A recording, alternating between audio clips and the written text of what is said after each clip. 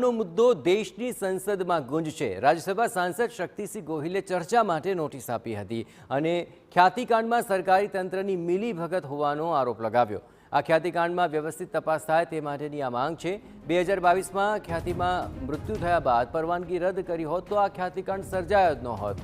હાઈકોર્ટના સિટિંગ જજને તપાસ સોંપવી જોઈએ તેવી પણ માંગ ઉઠી।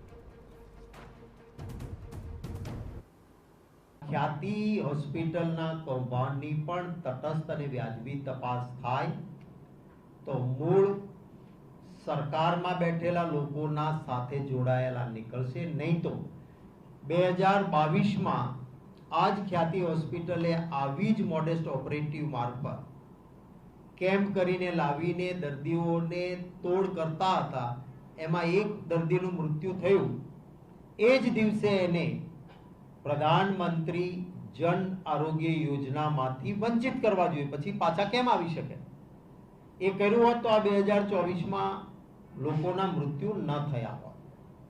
મેં પાર્લામેન્ટમાં પણ નોટિસ આપી છે, દેશની સંસદમાં પણ આ મુદ્દો ઉઠાવવાનો છે।